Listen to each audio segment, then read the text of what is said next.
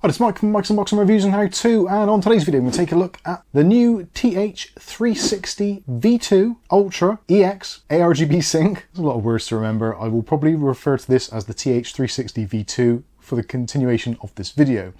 So, for those of you that haven't used a Thermaltake all-in-one cooler before, this is basically a new and improved version of their existing range. The TH range was generally received as being the value version, depending on what you're looking for your PC. This is available in various sizes, including a 240, 280, 360, and I think there's going to be a 420 as well. I'll leave some links in the video description so you can check out local availability and pricing near you.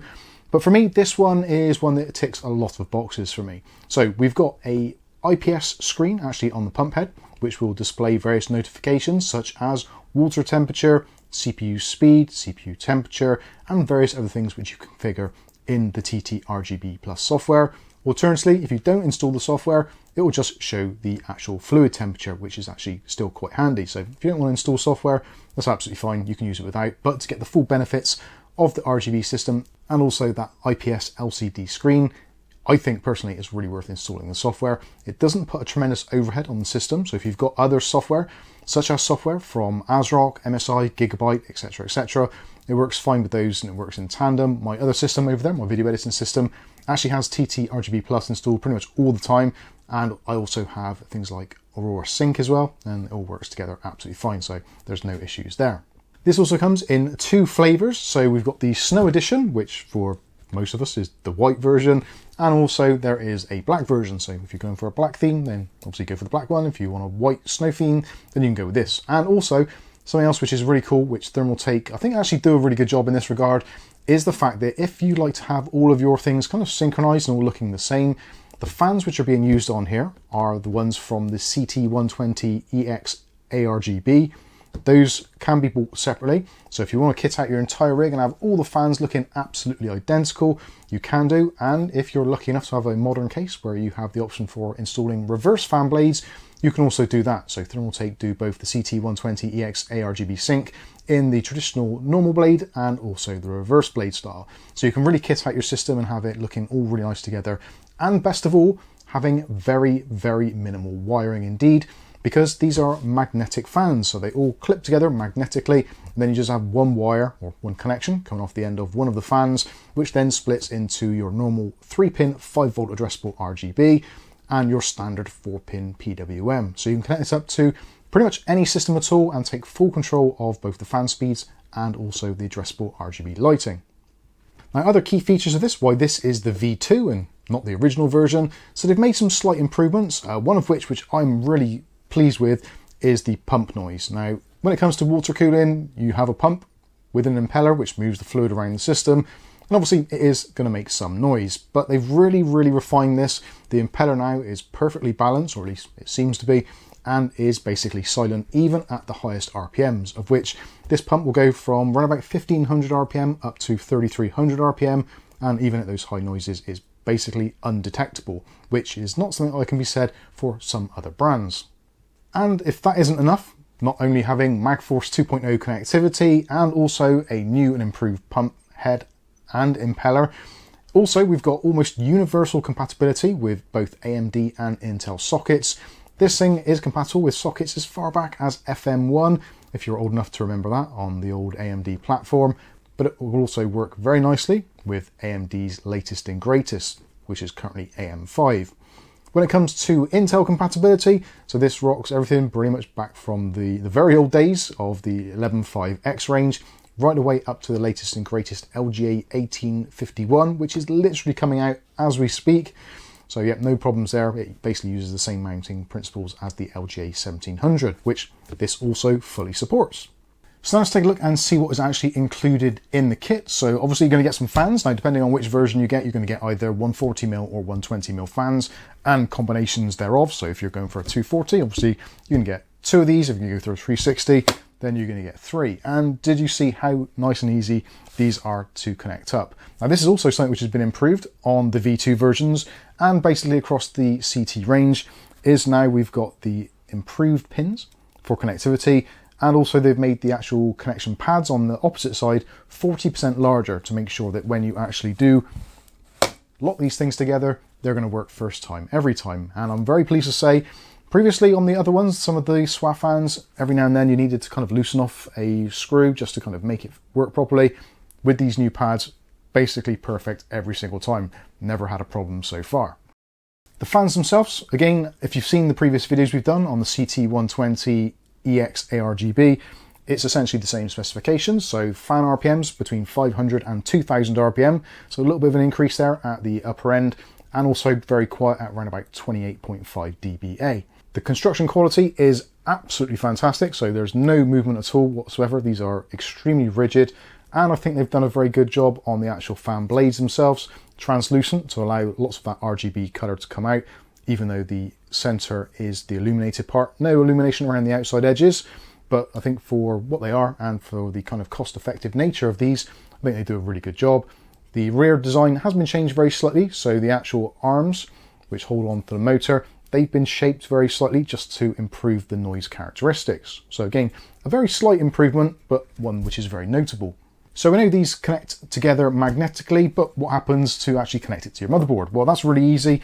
They include these cables, and there's actually 3 of these included. So if for some reason you decide at some point, well, I'm going to change things up, I want to move things around, you can split them and have them all working as an individual fan with the individual cables, as you can see here.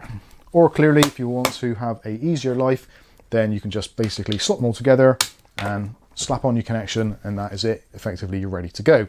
And this leaves you with a single PWM connection, so standard 4-pin PWM, and also a standard 3-pin 5-volt addressable RGB. And for convenience sake, there's also a pass-through as well with 3 pins on. So if you want to daisy chain your RGB, then you certainly can do. I think they've made a good decision here by not actually having a piggyback or fly lead for the PWM signal. I think if you're plugging into a motherboard into a traditional header, having more than 3 fans on one cable is probably pushing it a little bit, especially if you've got a slightly cheaper motherboard. Some of the higher end ones with the 2-amp connection probably will be okay, but I think they've made a good decision there by not having everything daisy chainable. So that's the fans on the way. Let's take a look at the radiator. So yep, as you'd expect, a 360mm radiator. No real surprises there. They've actually changed the coating on these now. It looks to be a little bit more like an enamel coating, rather than previously just being a relatively basic spray job. It may or may not be, but certainly it does seem to be an improved texture. When it comes to the tubes, we've got rubber tubes, then they are also coated in a material braid, which actually in some lights has almost a slightly pearlescent look to it. I don't think it picks up particularly well on camera, but for me looking at myself here, there does seem to be some kind of almost like a rainbow effect, like a pearlescent effect to the actual tubes themselves, which is pretty nice. That then leads up to the pump head. As I said, this has been improved, and you've now got the LCD IPS display on there, so you can display things like your temperatures, etc., etc. There's a connection on the side, which is a micro USB. That's included in the pack, so that is how you connect it to your motherboard. When it comes to connectivity for the actual pump, again, 4-pin PWM, very nice characteristics to the impeller and the pump itself. Goes up to 3300 RPM, and again is basically silent in doing so, which is excellent.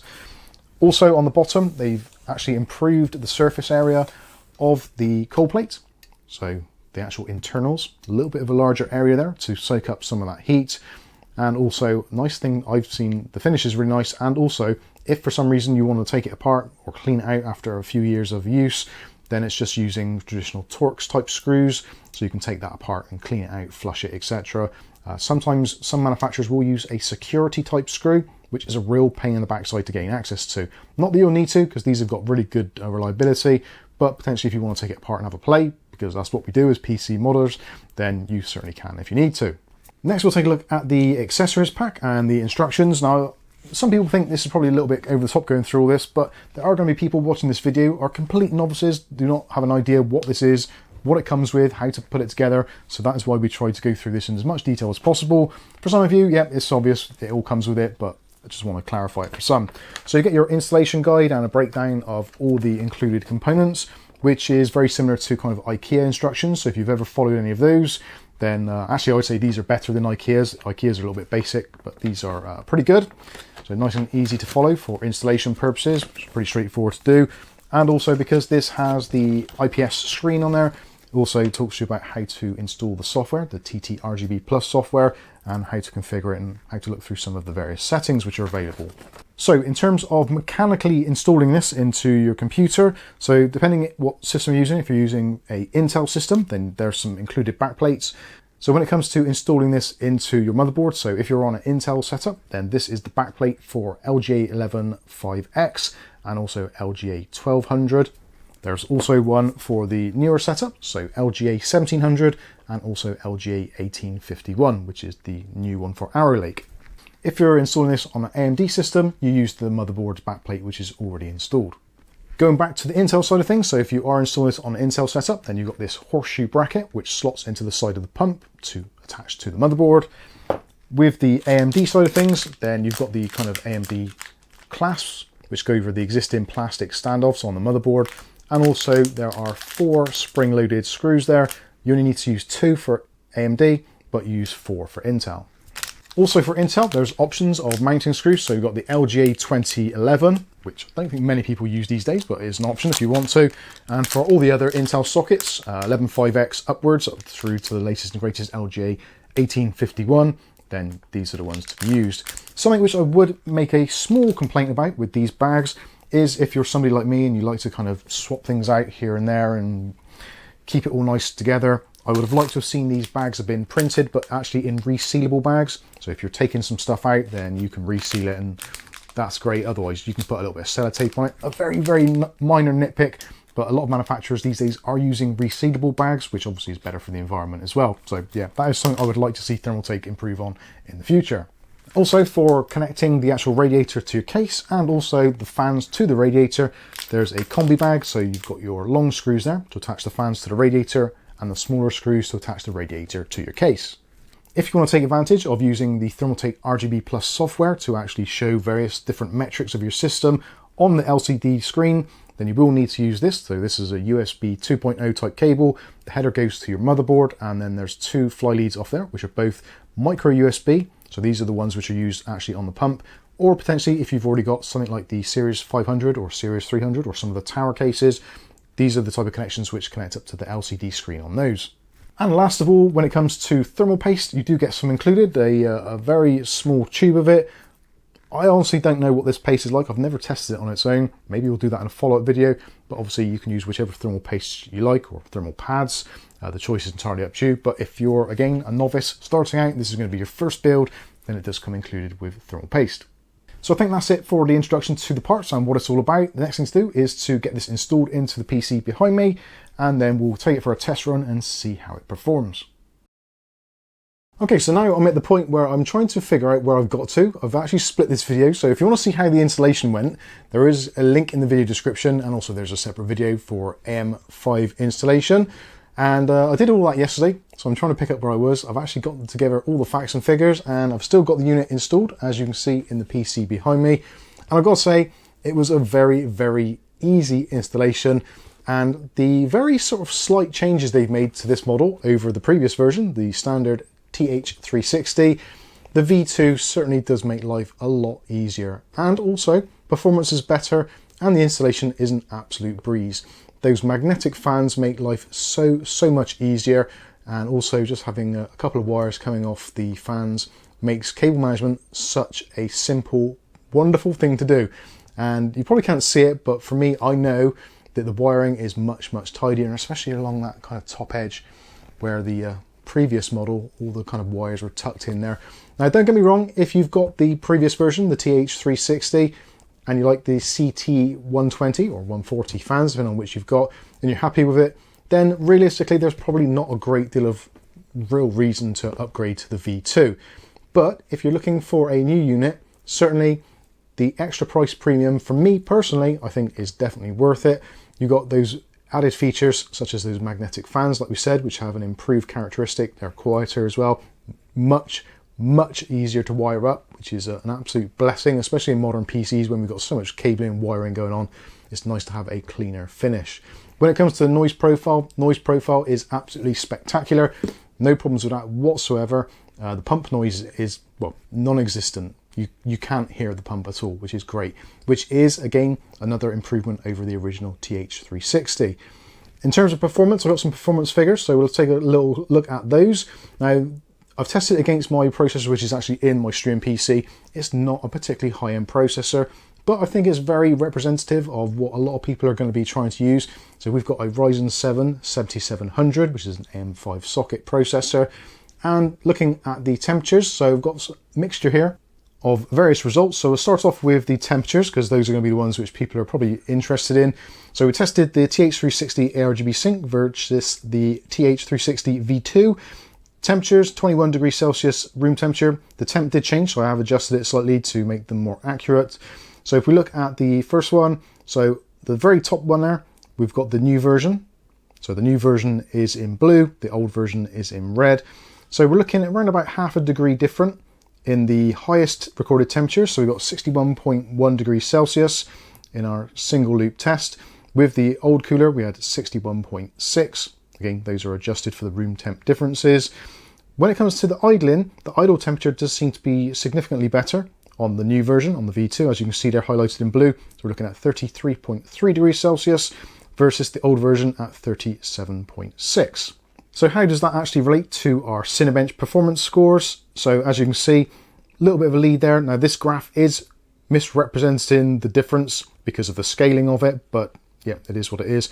So not a great deal of difference, around about 100 points difference between the two. So the original version, the TH360, 18,377 points. With the new improved cooler, we're looking at a score of 18,439 points, which isn't a massive deal in terms of Cinebench scores, but is a difference nonetheless. Looking at doing a 5-minute loop, then the scores are pretty much the same. There's not really a great deal of difference, which means that the cooler is able to actually soak up the heat. Both models are.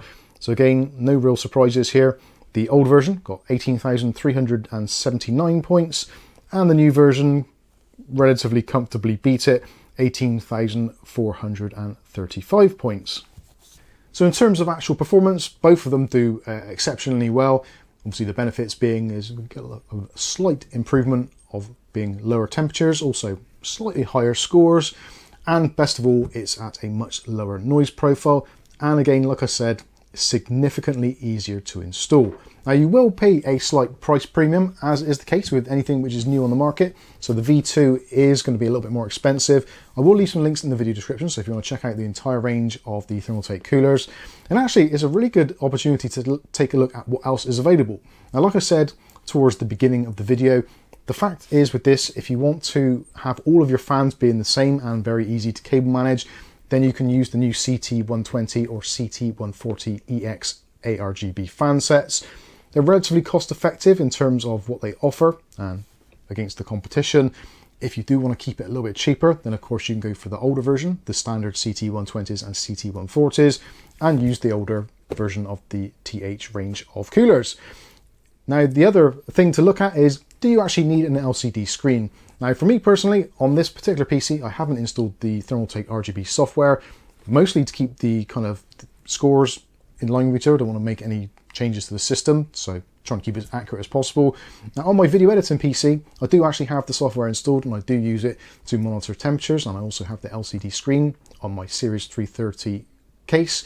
So yeah, it's nice to have all that there. But like I said earlier in the video, you don't need to install the software if you don't want to, just rely on your motherboard's own software. But if you do want to experiment a little bit with the TT RGB Plus software, of course you can install things like GIFs, or you can have things like the carousel, you can have all of your stats for your system, GPU temp, CPU temp, loads, all that kind of stuff, which is actually quite cool, and I do like it. But on this particular instance, I didn't install it, but I probably will do it at some point. So do you want to go for the Ultra? Do you want to go for the standard ARGB sync with just a bit of RGB? There's loads of options. Again, that's something which I do appreciate that Thermaltake do kind of make lots of different types of cooler, even though they're all kind of the same, but it does give you the option in terms of what you want to pay and what you want to actually see visually. So I think that's pretty good. If you're looking at other manufacturers such as Arctic, which is basically they make one cooler and it's kind of, well, take it or leave it, that is what we do. Thermaltake give you a lot of options. And again, I'll leave some links in the video description so you can check it out for yourselves. Overall, very pleased with this. I'm not entirely surprised. These are great coolers, great pricing, and very competitive on the market. So if you want to check one out, links are in the video description, but highly recommended from me. So I think that's going to wrap this one up. I've been Mike. This is Mike's Unboxing Reviews and How To, and hopefully we'll catch you in the very next video. Thanks for watching.